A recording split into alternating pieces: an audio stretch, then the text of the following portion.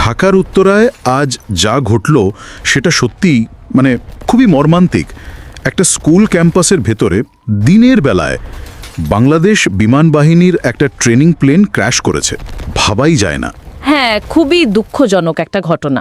আমাদের হাতে কিছু রিপোর্ট এসেছে, AP News, the Business Standard, the Indian Express, এইসব জায়গা থেকে পাওয়া খবর আর কি।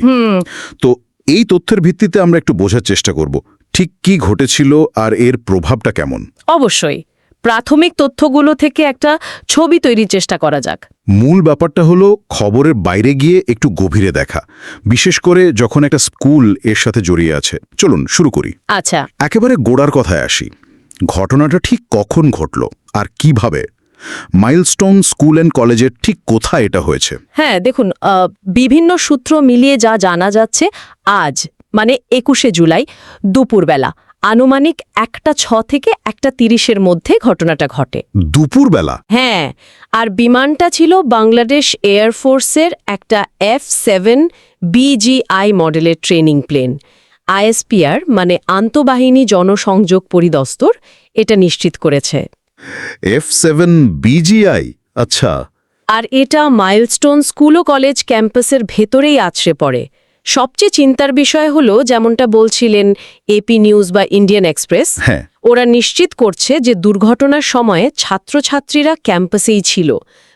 কেউ হয়তো মাঠে খেলছিল বা ধরুন ক্লাস শেষ করে বেরোচ্ছিল, এরকম একটা সময়ে। তার একদম স্কুল আওয়ারে? ওহো, এটা তো পরিস্থিতিকে আরও জটিল করে ফেলছে।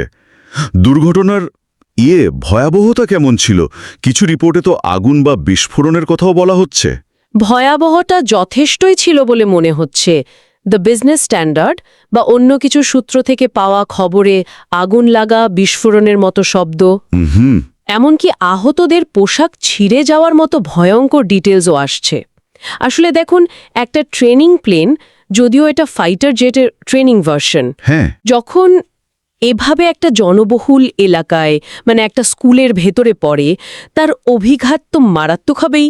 স্বাভাবিকভাবেই পুরো এলাকা জুড়ে একটা আতঙ্ক তৈরি হয়েছিল। এই ভয়াবহতার মধ্যে সবচেয়ে জরুরি প্রশ্ন তো হলো মানুষজনের অবস্থা। হতাহত বা উদ্ধার কাজ নিয়ে কি খবর পাওয়া যাচ্ছে? এই ধরনের ঘটনায় প্রাথমিক রিপোর্টে তো সংখ্যা নিয়ে একটু কনফিউশন থাকে অনেক সময়। দেখুন, কিছুটা অস্পষ্টতা তো থাকেই শুরুতে, তবে একাধিক সূত্র, যেমন ধরুন এপি নিউজ বা সাউথ চায়না মর্নিং পোস্ট, এরা জানাচ্ছে যে অন্তত একজনের মৃত্যুর খবর নিশ্চিত। একজনের মৃত্যু? হ্যাঁ, তিনি শিক্ষার্থী নাকি অন্য কেউ, এই বিষয়টা এখনও পুরোপুরি পরিষ্কার নয়। আর আহত হয়েছেন কমপক্ষে 13 জন। 13 জন? হ্যাঁ, ফায়ার সার্ভিসের তথ্য অনুযায়ী এদের মধ্যে আবার 4 জনের অবস্থা বেশ গুরুতর। ওহ, আচ্ছা। তবে ভালো খবর হলো, সেনাবাহিনী, ফায়ার সার্ভিস, সিভিল ডিফেন্সের টিমগুলো খুব দ্রুত ঘটনাস্থলে পৌঁছেছিল। উদ্ধার কাজ আর আগুন নেভানোর কাজটা বেশ তাড়াতাড়ি শুরু হয়। আহতদের উত্তর আধুনিক হাসপাতাল, ঢাকা মেডিকেল, কুর্মিটোলা জেনারেল হাসপাতাল, এরকম বেশ কয়েকটা হাসপাতালে পাঠানো হয়েছে। রেসপন্সটা দ্রুত ছিল তাহলে? হ্যাঁ, মনে হচ্ছে তাই। আচ্ছা, বিমান বাহিনীর পক্ষ থেকে তো বলা হলো এটা F-7 BGI ট্রেনিং প্লেন, কিন্তু কেন এই দুর্ঘটনাটা ঘটল? এর কারণ নিয়ে কি কোনো প্রাথমিক ধারণা বা কোনো ইঙ্গিত পাওয়া গেছে সূত্রগুলো থেকে? তদন্তের কথা তো বলছেন। হ্যাঁ, তদন্তের কথা শোনা যাচ্ছে।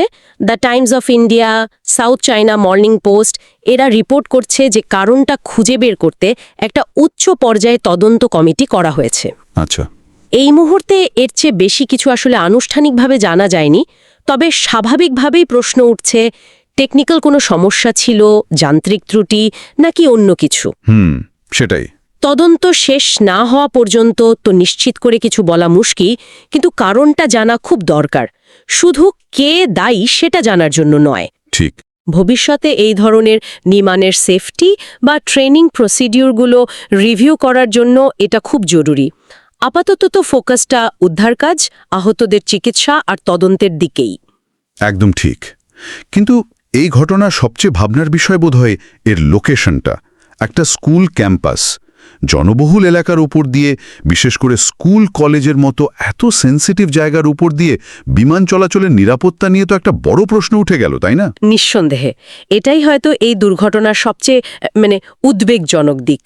একটা ট্রেনিং প্লেন কেন বা কিভাবে একটা স্কুলের কম্পাউন্ডের ভেতর এসে পড়ল, এই ঘটনাটা আমার মনে হয় নগর এলাকায় বিশেষ করে শিক্ষা প্রতিষ্ঠানের কাছাকাছি বা তার উপর দিয়ে বিমান চলাচলের যে ঝুঁকি হ্যাঁ, এবং যে সেফটি প্রোটোকলগুলো আছে সেগুলোকে আবার নতুন করে দেখার একটা তাগিদ তৈরি করলো। আশা করা যায় তদন্ত রিপোর্টে এই দিকগুলোও উঠে আসবে। শুধু এই ঘটনাটা নয়, পুরো এয়ার স্পেস ম্যানেজমেন্টের বিষয়টা নিয়েই হয়তো কথা বলা দরকার। অবশ্যই। উত্তরা এলাকার মানুষজন, বিশেষ করে মাইলস্টোন স্কুল ও কলেজের ছাত্রছাত্রী, শিক্ষক, অভিভাবক, সবার জন্য এটা একটা বিরাট মানসিক আঘাত। খুবই দুঃখজনক ঘটনা, তাদের সবার প্রতি আমাদের সমবেদনা। অবশ্যই। চূড়ান্ত চিন্তা, এই নির্দিষ্ট দুর্ঘটনার তদন্ত তো চলবে, কারণ বের হবে, কিন্তু ঘটনাটা হয়তো আমাদের অন্য একটা বড় প্রশ্ন নিয়েও ভাবতে বাধ্য করছে। ঢাকা বা এরকম যে শহরগুলো দ্রুত বাড়ছে, সেখানে নগরায়ন আর এয়ার স্পেস ম্যানেজমেন্ট, এই দুটোর মধ্যে কি যথেষ্ট সমন্বয় থাকছে? বিশেষ করে স্কুল, হাসপাতাল বা এই ধরনের সংবেদনশীল জায়গাগুলোর কাছাকাছি এলাকায় বিমান চলাচলের ঝুঁকি কমাতে ঠিক কী ধরনের বাড়তি নিরাপত্তা ব্যবস্থা এখন আছে বা ভবিষ্যতে থাকা উচিত, এই আলোচনাটা এখন আরও বেশি প্রাসঙ্গিক হয়ে উঠল মনে হয়। খুবই গুরুত্বপূর্ণ পয়েন্ট, এই আলোচনাটা হওয়া দরকার।